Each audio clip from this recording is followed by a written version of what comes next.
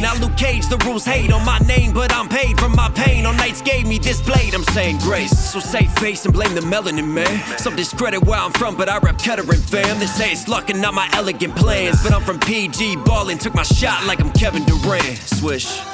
A lot's changed, but I'm still me. Yeah. Still grinding for a dream, still lining out my schemes. I've been rhyming till I'm shining with my team. Still. It's not Monday, but Sleep Token's back. What's going on, Hilltop Mafia? It's Wally Knox Hill. We're back with our breakdown series. So today, man, listen, I just dropped a brand new music video yesterday. The song is called Still. Old school hip hop. I'm very proud of it. Me sharing my community, my roots, where I came from, just pouring my soul and my heart into my art. And normally, I take a day off and I promote it and I push the music video because so much went into it. But I'm well aware Sleep Token just dropped. I'm so excited to be on the Sleep Token journey that I'm going to interrupt my own promotion day, my own time with my own music to do a very special breakdown for you guys. So if you want to do me a favor, go check out that music video as well and just go give it a listen. Go give it a chance. Hopefully you won't be disappointed by it. Again, a lot went into that, so shout out to that. But also, shout out to Sleep Token. This right here, right now, is none other than Damocles. Oh, I've been waking up under blades, blue blossom days. If only Damocles would hit me back. No alabaster carvings or faces on a farthing would prevent my head from fading to black. And it feels, I mean, this is what I mean about the lyricism. Who puts into their lyrics no alabaster carvings or faces on a farthing? What are we doing? I love it. I love the poetry of this man. He's got just a very deep soul and mind, and you could tell he pours so much into his lyricism. Sorry for stopping so soon. Let's let this run. my head from fading to black. And it feels like falling into the sea from outer space in seconds to me. And I play discordant days on repeat until they look like harmony. When the river runs dry and the curtain is cold, how will I know if I can't see the bottom? Come up for air and choke on it all. Wow. No one else knows that I've got a problem. What if I can't get up and stand tall? What if the diamond days are all gone? And who will I be when the empire falls? Wake up alone and I'll be forgotten. Beautiful, man. I love when you scale it back and you just have a piano and you just let his voice shine through, because he's very underrated, I think, as a singer. And I love, like, there was a time when he hit the me and just that kind of like warble, that strain to his voice. It feels so raw. It feels so human, and it really brings you in. All right, let's break down some of this just amazing lyricism already. You talk about Damocles and like symbolic Greek mythology, right? Because Dionysus, who was king at the time, traded places, and what he did was he took the sword of Damocles, because Damocles wanted to see what it is like to be king, to live that life, because he was envious. He was envious of the wealth, the fame, and all that. And it's a parable that, can apply to the modern day as well. Be careful what you wish for. But anyways, so Dionysus said, okay, you be king. And what he did was, above the throne, he hung the sword of Damocles, and it hung by a very thin wire, right? It could fall at any point in time. And for Dionysus, that was symbolic of impending danger, of the anxiety, of the stresses, of always having to watch your six and always have to look out. Because with great power comes great responsibility, comes those who are envious, those who want to take it. And just sort of that stress and that overhanging burden that comes with kingship. Again, you may think the grass is greener on the other side, but it isn't. And for me, he's taking the sword of Damocles and he uses some of that with the blades hanging over. And that to me represents his own personal sword of Damocles, which could be, like we dove into on previous Sleep Token, the fame. Fame can be that. That envy that people want to achieve. They want to be famous. They want this life. But then there's so many more burdens that come with it. And then that sword also can represent anxiety, can represent his mental health and anguish. All right, let's break more down.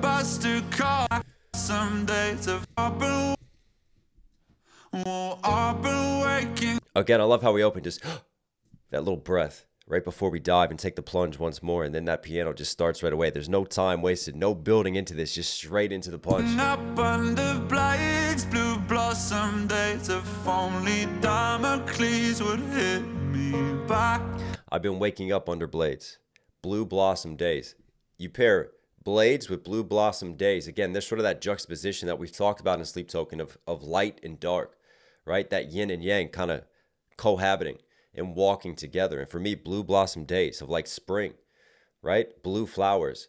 And it could be like blue, if we're getting into symbolism of colors, blue for like desire, like, you know, this sort of nostalgia that he's reaching back for. And yet he says blades, the sword of Damocles, a blade hanging over him as he reflects. Days if only Damocles would hit me back.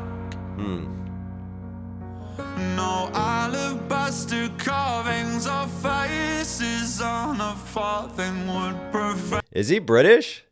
Faces on a farthing. Farthing isn't used anymore. That was a British currency, right? And it wasn't it less than a pence back in the day? So farthings are worth pretty much nothing. Faces on a farthing, right? What is the worth? It's worth nothing at the end of the day. And alabaster too, because alabaster is a lot weaker and a lot more fragile than marble, which is used for carving, which is used for art. So it can be symbolic and representative of his art. He could feel like his art is carved from alabaster. He could feel like it's breaking. It could fall apart at any point. When that sword of Damocles drops, everything shatters and everything smashes. And even, like, for me, there's parallels here. There's parallels between sort of the fame in this life and talking about that. But then there's also just parallels for just his own mental health and his own well-being and his own dark, haunted past and him dealing with that and those reflections too. Carvings of faces on a farthing would prevent my head from fading to black. And it feels like falling into the sea from outer space in seconds to me. Right there when he holds out that me, you just hear kind of just that strain. It's sort of his just vocal style of delivery, but like an asteroid, right? Falling from a great distance into the sea, straight from outer space. I mean, that's quite a fall. And that could again be the fame and falling and the crash out from all of this. Crash out from the highs. Space in seconds to me. And I play discordant days on repeat until they look like harmony. I love how he doubles look like harmony right there, because he's kind of harmonizing his own lyrics. There's sort of just a subtle innuendo double right there, but I play discordant days on repeat until they look like harmony. Well, again, there's that just sort of paradox of writing. How could something discordant look like harmony? But maybe he's finding peace with that discord, because that becomes his sort of homeostasis. Like if you sit and you're burdened by your past and your memories, and I've been there, someone who struggled with depression and anxiety, right? It just gets wrapped around you, but you become so used to being and existing in sort of this cloud that, yeah, I can understand. I don't feel like the harmony is a true harmony. I feel like it's just a state of living for him, a harmony in a different sense. There's a little bit of satire, of irony behind that, of spite in the way that that's written. Until they look like harmony. You could get so caught up in the pain, and pain is its own kind of drug as well. And you get so wrapped in that just becomes how you exist. And ironically, you know it's hurting you, and you know it's just making things worse, but you still can't exist without it. And you still can't stop looking back and regretting and wanting to change. Anyways. When the river runs dry and the curtain is cold, how will I know if I can't see the bottom? Come up for air and choke on it all. No one else knows that I've got a problem. What if I can't get up and stand tall? What if the diamond days are all gone? And who will I be when the empire falls?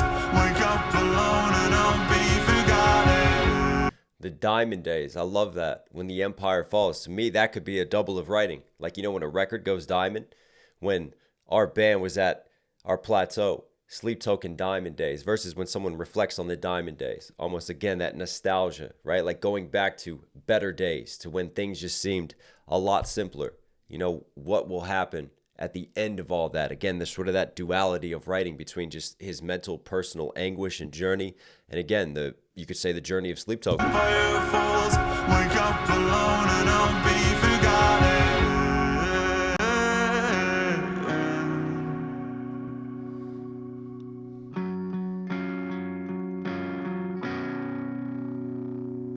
Well, I know I should be touring. I know these chords are boring, but I can't always be killing the game. No golden grand pianos or voices from the shadows will do anything but feel the same. I know I should be touring, but these old chords are boring.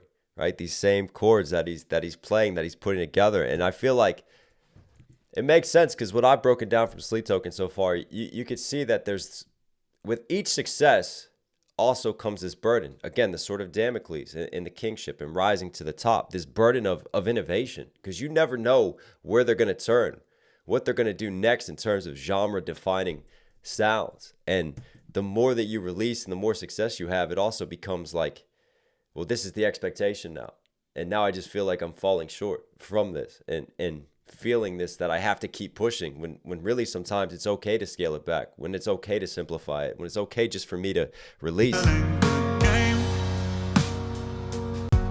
No golden grand pianos or voices from the shadows will do anything but feel the same. And it feels like falling into the deep from somewhere way up over the peaks. And I play this chord and days on repeat until the tape runs out on me. When the river runs dry and the curtain is cold, how will I know if I can't see the bottom? Come up for air and choke on it all. No one else knows that I've got a problem. What if I can't get up and stand tall? What if the diamond days are all gone? I knew I'd be when the empire falls.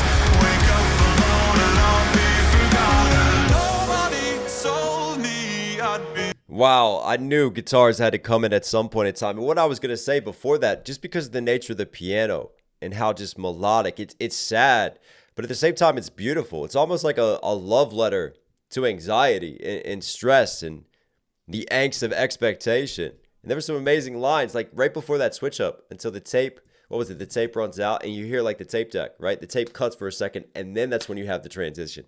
That's when you have the switch into the guitars. And again, more lines like, I heard the curtain is called, like a curtain call. A lot of references to, again, like being on stage, to their performance, to representing their career. But it's an idiom, and it's greater symbolism, isn't it, for the end? And it could also be symbolic of death at the end of the days, when all this ends, and I truly look back, like, what is there? What is there but still this anguish that I feel and everything I'm going through internally, right?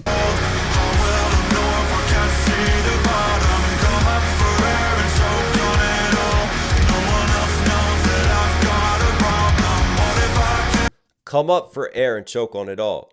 And again, there's just sort of that paradox in writing, because surely if you're coming up for air, then you're not going to choke because you're finally getting the air that you need. But for him, he's been submerged. And when he comes up and when all this ends and he's supposed to be okay and he's supposed to achieve this level, he's still choking. He's still struggling.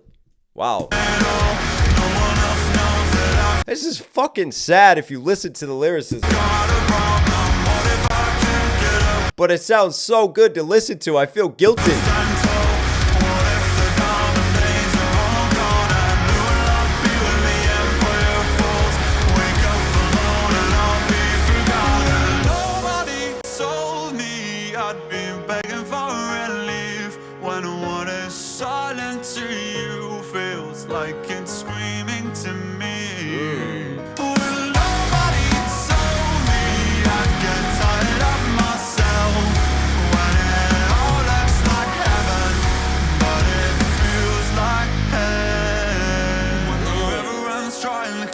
when it all looks like heaven, but it feels like hell.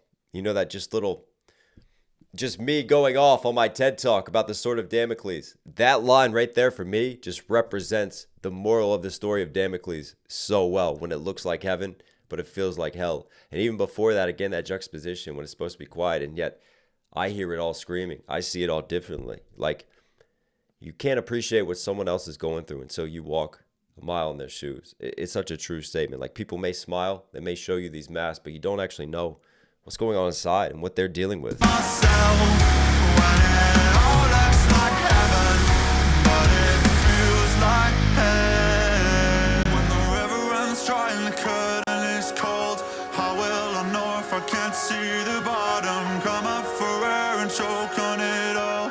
No one else knows that I've got a problem. What if I can't get up and stand tall? What if the diamond days are all gone? And who will I be when the empire falls? Wake up alone and I'll be forgotten.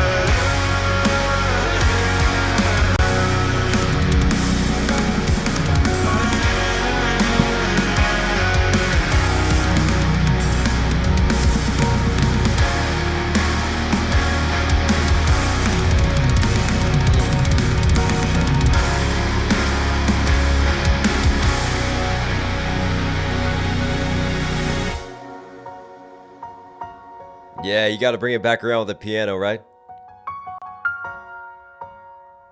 Beautiful.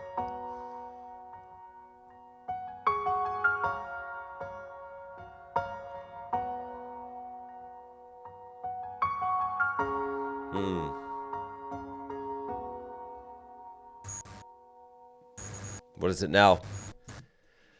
We continue to talk about this duality, and there it is, best represented. Look at the fire and like demons jumping through the air in battle. Look at that, the transition between the two. For me, again, it shows sort of his external world and what you see and what you think things should be.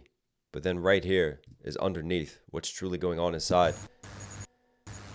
And fame can be such a double-edged sword. And I think that for him, this feeling that I get is that, you know, the more that they climb, right, the more successes, like it's ironic because he laments, will I be forgotten, right? When all this runs its course, will they truly remember me? And there's sort of this concern about his legacy. And also when he talks about like the same old chords and being boring, there's this concern for innovation. There's concern for pushing his art forward and continuing to put it out into the world. And as artists, we always walk sort of that paradox of, you know, being so introspective and so introverted and sharing our pain so that others can find solidarity in it. But at the same time, all we do is reopen those wounds. So the more success that you get, the more anxiety that you feel, right? And you feel this pressure to keep pushing. But then there's also the side of you that wishes that you weren't famous and you didn't have that level of it because you don't want to deal with all that. You just want to curl up in a ball in a room somewhere and just create that music and use it as an outlet. And I feel like this is so well represented within this lyricism and this light and this darkness. And it's all summarized again. What a great title. What a great sort of meta concept by the Sword of Damocles. Another great track from Sleep Token. You are Knox Hill certified. Hope you guys like today's video. Listen, for some reason you're here at the end. Obviously enjoy the content. Do me a huge favor. Support the channel directly. Subscribe, notifications on. Really does go a long way. Also, listen, yet again, I dropped this on my music video time and my promotion of that. So if you want to do me a favor, go check out my music videos still. I put a lot into that. Old school, hip hop soul. It's my art. It's sharing my community, my roots. I'm so proud of it. If you want to check it out, I'll put all links down there. Go give it a listen. All right, everyone. Stay safe, stay positive. It's only Knox Hill. You know, catch you again.